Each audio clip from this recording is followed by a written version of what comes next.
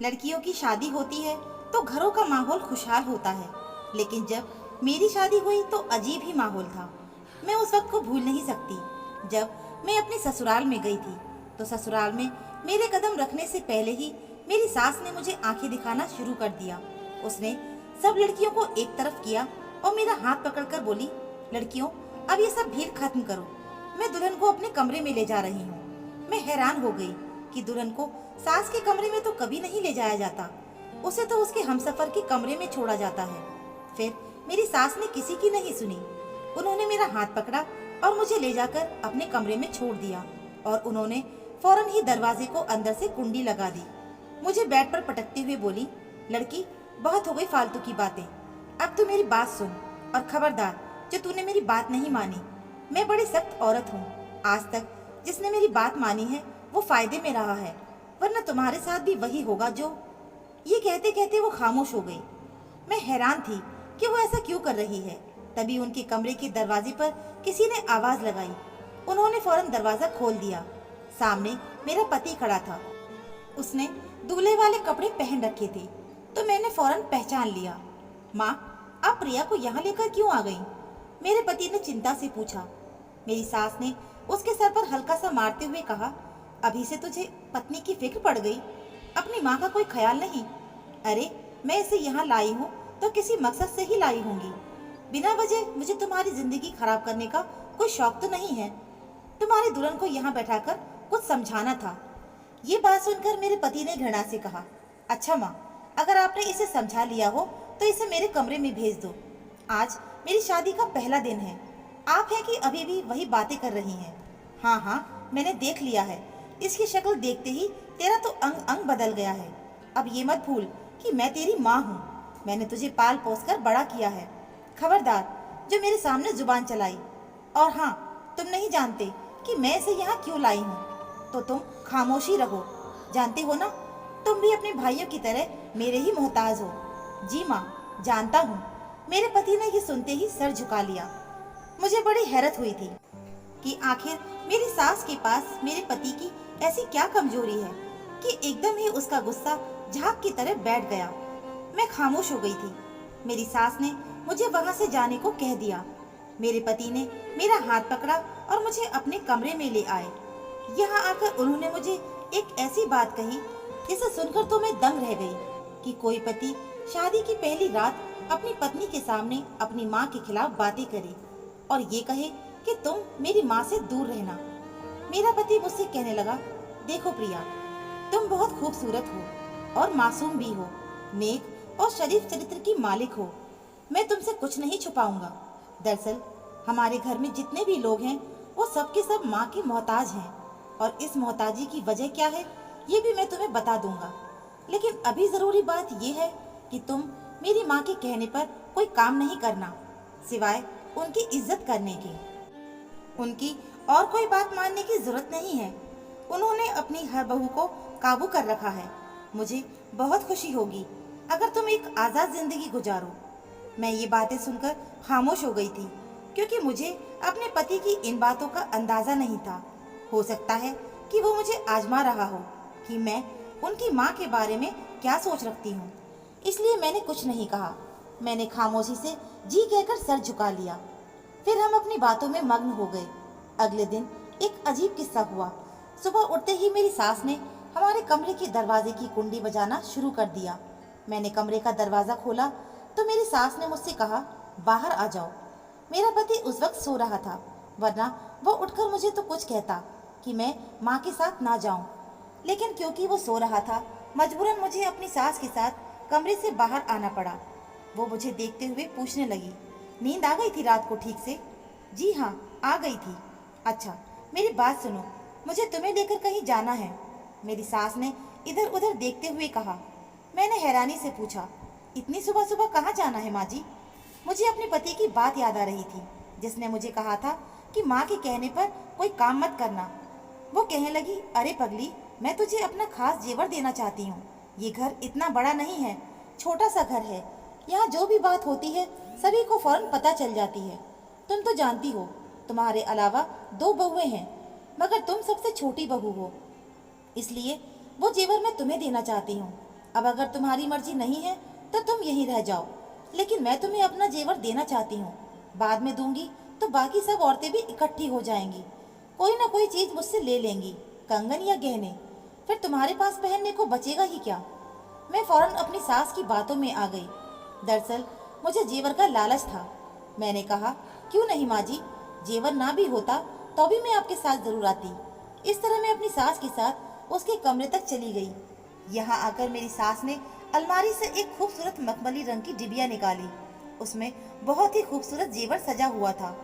वो मुझसे कहने लगी, ये सब तेरे नसीब का है, तू ही पहनेगी, लेकिन उससे पहले मेरी एक शर्त है और वो तुझे पूरी करनी होगी। मैंने सवालिया नजरों से अपनी सास की तरफ देखा तो वो बोली, मैं तुम्हें एक नहर पर लेकर जाऊंगी, वहां तुझे जाकर नहाना होगा। वहां नहाने से तुम पवित्र हो जाओगी, क्योंकि ये जेवर हमारे बुजुर्गों का है, इसे तुम ऐसे नहीं पहन सकती। इसके लिए तुम्हें पवित्र होना पड़ेगा, उसी पानी से नहाना होगा जो मैं तुम्हें दूंगी। मैं अपनी सास की बात पर चुप हो गई थी। जानती थी कि वो मुझसे कोई ना कोई काम करवाना चाहती है, मगर अब जेवर पहनने की बारी थी। मैंने कहा, ठीक है, आप मुझे जहाँ कहेंगी मैं वहीं नहाऊंगी, और उसी पानी से जो आप मुझे देंगी। वो बोली कि यहाँ नहीं, तुम्हें मेरे साथ नहर पर चलना होगा। मैंने कहा, यहाँ आसपास तो कोई नहर नहीं है, शहरी इलाकों में कौन सी नहरें होती हैं। वो कहने लगी कि यहाँ से नहर आधे घंटे की दूरी पर है, तुम मेरे साथ चलो, वहीं पर नहर में नहाओगी तो पवित्र हो जाओगी। मैंने कहा, ठीक है। उन्होंने फौरन ही अपने उस ड्राइवर को बुलाया जो कि अक्सर उनके साथ जाया करता था। हम लोगों ने बाहर गाड़ी देखी तो मेरी सास ने मुझे बाहर आने का इशारा किया। मैं बाहर आई तो मेरी सास ने मुझे गाड़ी में बिठाया और हम लोग उस शहर के कुछ दूर एक नहर पर चले गए। ये नहर काफ़ी बड़ी थी, इसमें बहुत ठंडा पानी आ रहा था। मैंने देखा कि वहाँ पर एक औरत पहले से ही बैठी हुई थी। मेरी सास ने उसे इशारा किया। उस औरत ने मुझे पत्थर वाली एक जगह दिखाई जो कि किसी बाथरूम के जैसी थी। उसके चारों तरफ काले पर्दे लगे हुए थे, जिससे कि यहाँ पर कपड़े बदलते में कोई परेशानी ना हो। मैंने अपनी सास से कहा कि मुझे यहाँ क्या करना होगा। मेरी सास बोली कि बस तो इस रास्ते पर चल, वहाँ जाकर स्नान कर ले। गर्मियों के दिन थे, ठंडे पानी का मसला नहीं था, जितना ठंडा पानी होता उतना ही मज़ा आता। मैंने उस ठंडे पानी से स्नान कर लिया, लेकिन स्नान करते ही मुझे अजीब सा महसूस हुआ, जैसे मेरी कमर में दर्द की लहर उठ रही हो। लेकिन मैं बाहर आ गई, मैंने इस चीज़ का जिक्र नहीं किया। बाहर आई तो मेरी सास ने मुझे जो बात कही, मैं हैरान रह गई। उनके साथ एक औरत भी बैठी थी जिसने काले रंग के कपड़े पहन रखे थे। वो उसकी तरफ देखकर बोली, इसने सब कुछ सहन कर लिया है, तू बेफिक्र हो जा, जा, ऊपर वाला तुझे औलाद देगा। ये कहकर मेरी सास ने उस औरत को जाने का इशारा किया। उस औरत ने मेरी सास के कदमों को छुआ और वहां से चली गई। ये मंजर मुझे परेशान कर रहा था। मैंने अपनी सास से पूछा कि ये क्या था। वो कहने लगी, वो तो मेरी चाहने वाली थी, चलो तुम घर चलो, तुझे वो जेवर भी तो पहनना है। मैं खुशी खुशी अपनी सास के साथ घर पर आ गई।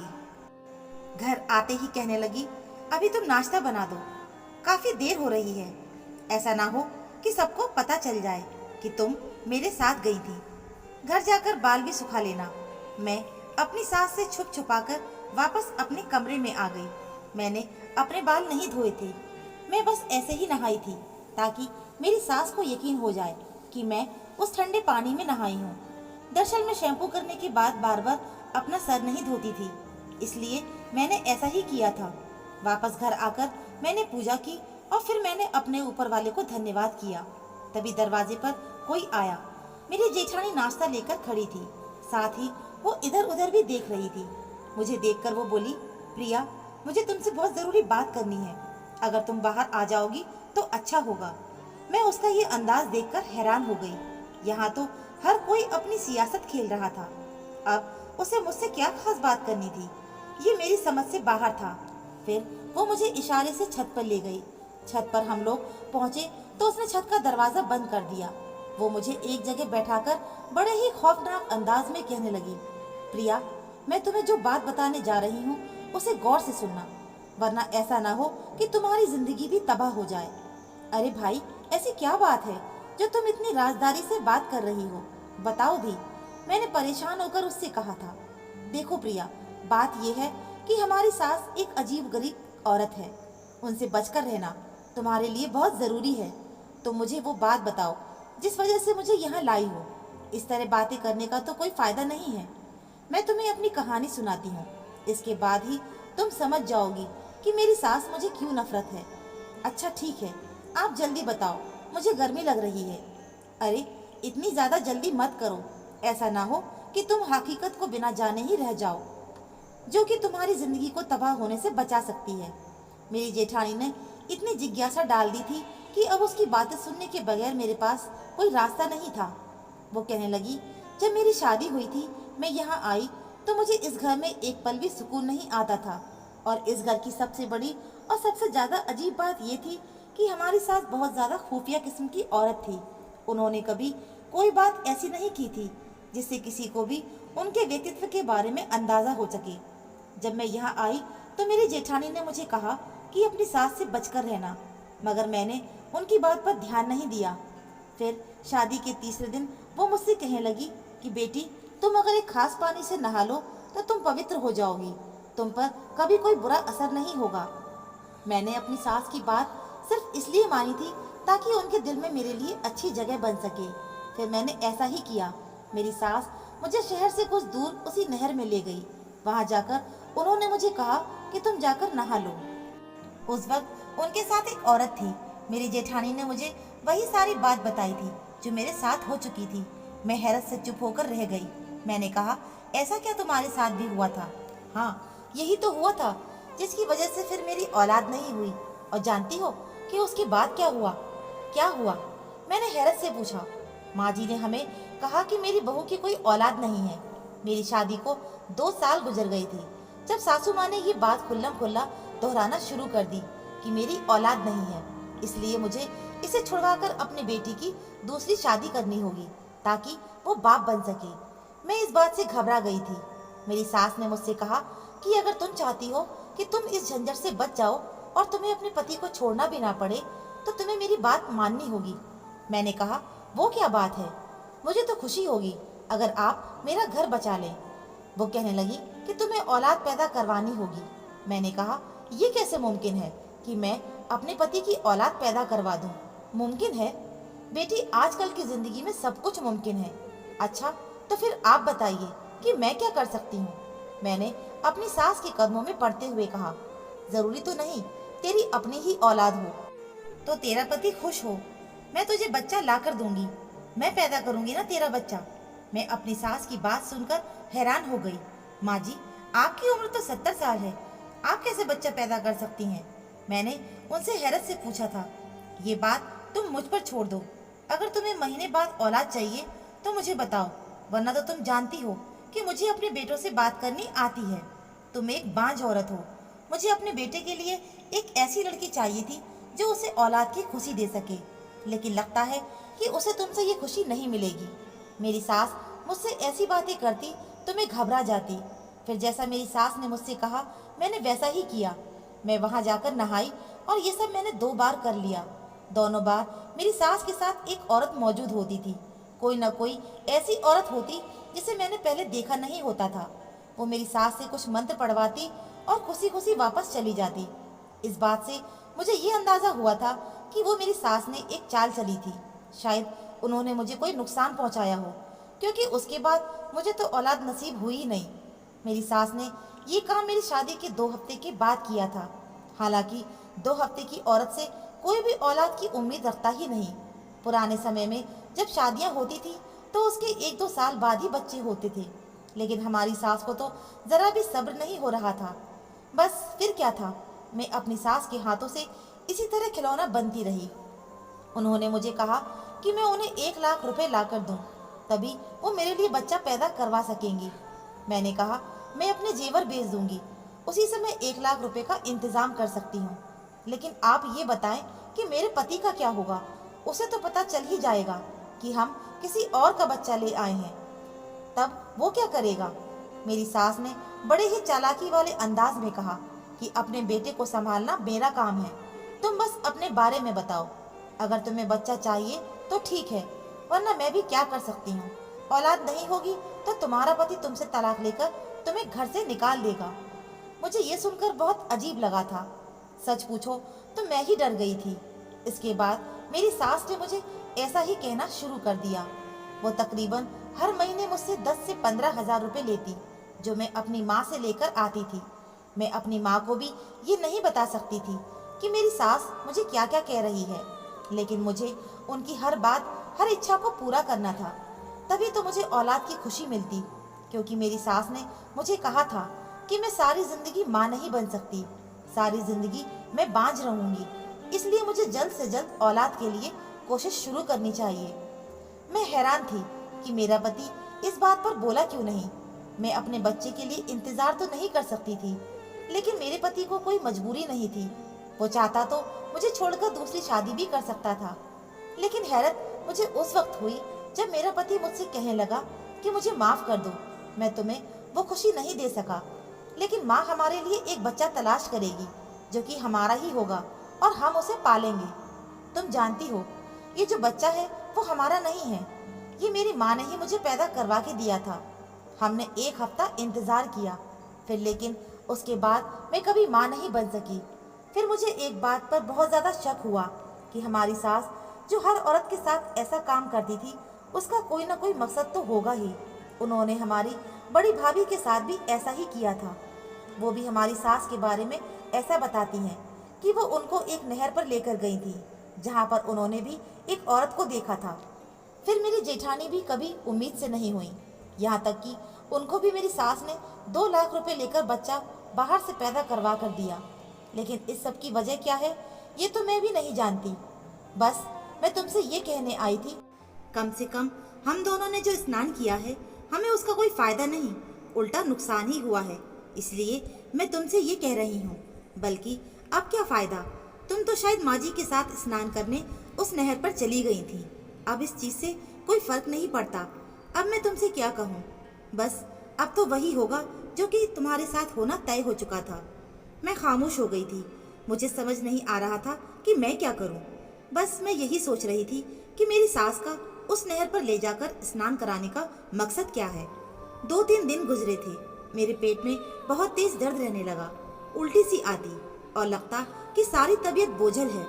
मैंने 2-3 दवाइयाँ खाई, लेकिन जब फर्क नहीं पड़ा तो मैंने अपनी माँ को बताया। माँ बोली, बेटी इसके लिए तुम्हें जादुई इलाज कराना चाहिए।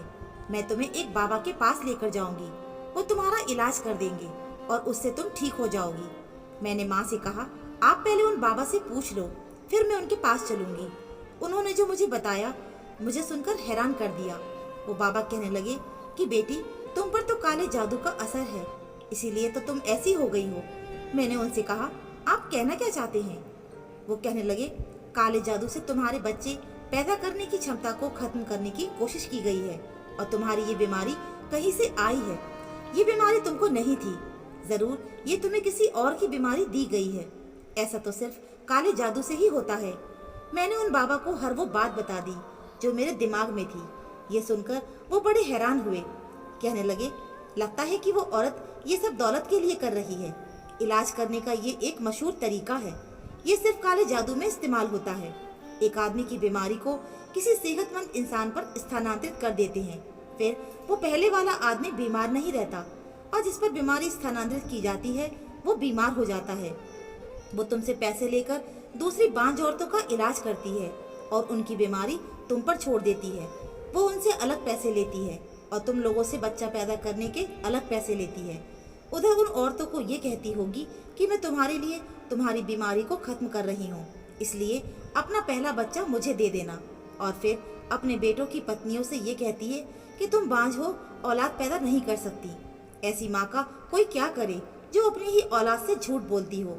बस अब तुम अपनी सास से दूर रहना और हाँ, हो सके तो अपने पति के साथ दूसरी जगह चली जाओ, क्योंकि तुम्हारी बाकी देवरानी जेठानी के लिए तुम्हारी सास ने ये दुनिया नर्क बना दी है। अब तुम रह गई तो कोशिश करो कि अपनी सास से दूर रहो। मैं उनकी बातें सुनकर बहुत हैरान हो गई थी। मुझे अभी तक यकीन नहीं आता कि मेरी सास ने ऐसा किया। लेकिन फिर जब मुझे वो नहाने वाली और उस औरत की वो बात याद आती है तो मेरा शक यकीन में बदल जाता है।